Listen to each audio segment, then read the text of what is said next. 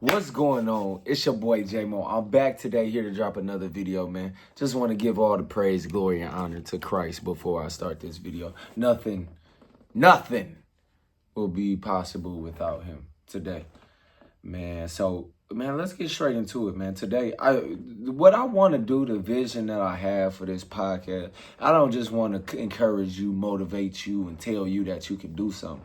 I want you to actually go out into the world and be able to apply some tools and take some actionable steps to be able to get to your goal a lot further. And so I'm going to break down, I'll give you the actionable tool or step before I even start the video. So today's step that we can take in order to become better versions of ourselves is taking an hour out the day to do nothing.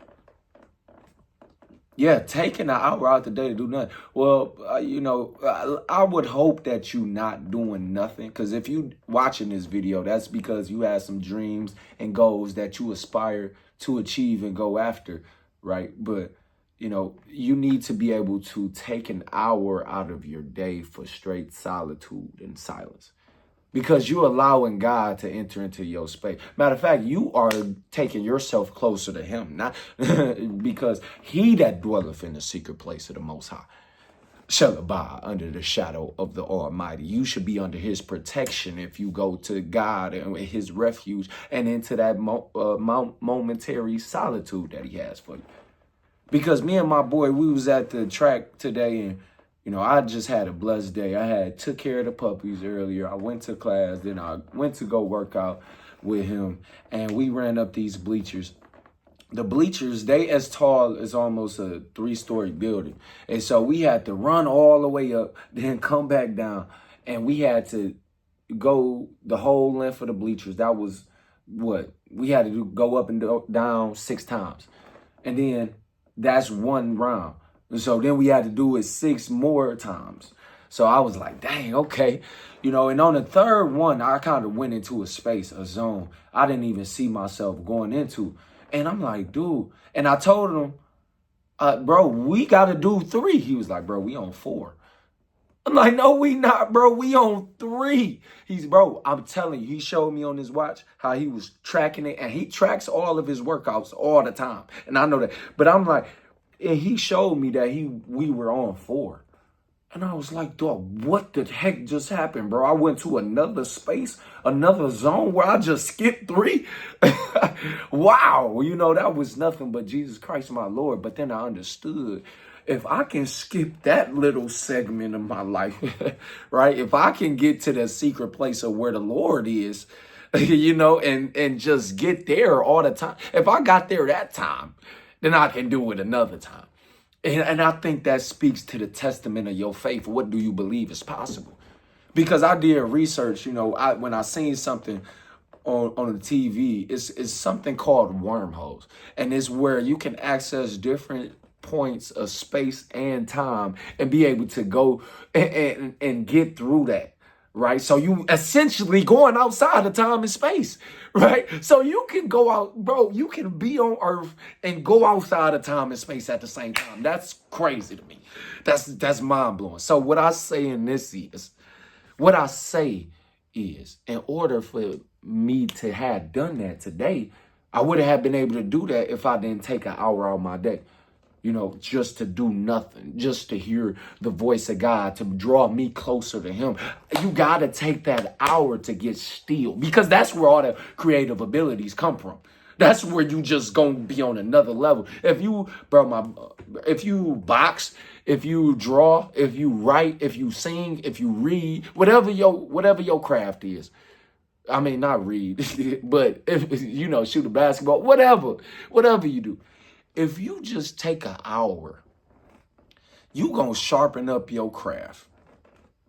You going to make yourself even greater than what you are. Why? Because you drawing yourself closer to the Creator. That's what you got to do. You have to be able to get there, man. Man, because I was looking too, man. And, I've been going through a point in my life right now that I'm so proud and grateful for the decisions that I've made to bring me closer to God. And my faith. But I've been making it's been times where I'm gonna say, for example, I had a puppy. We had 3 puppies left today. Now we just got 2. I'm selling them. Man, them puppies, they're showing me a lot about what it means to be a father, how it's getting you ready for the fathership. And I was speaking with my boy today, and he said, man, you know, when you becoming a father to your kids, you know, you're not going to be able to get into the word as much, right? So how do you be able to adjust to that? And I was like, that's a good point. You know what I'm going to do? I'm going to be speaking the word to them when I'm watching over them. When they crying, I'm going to be speaking that word so it can get all into their subconscious, into their body, into their joints and marrow, so they be able to feel the word of God, because the word of God is quick, powerful, and sharper than any two-edged sword, dividing asunder even to the soul and spirit and of the joints and marrow. And it's a discerner of the thoughts and intents of the heart. When that gets inside of that baby, woo, my baby gonna grow up strong in the name of the Lord. So I understand that's finding more ways to be efficient, but I wouldn't have been able to come up with that idea if I didn't sit there and get still. Man, I'm learning from the puppies.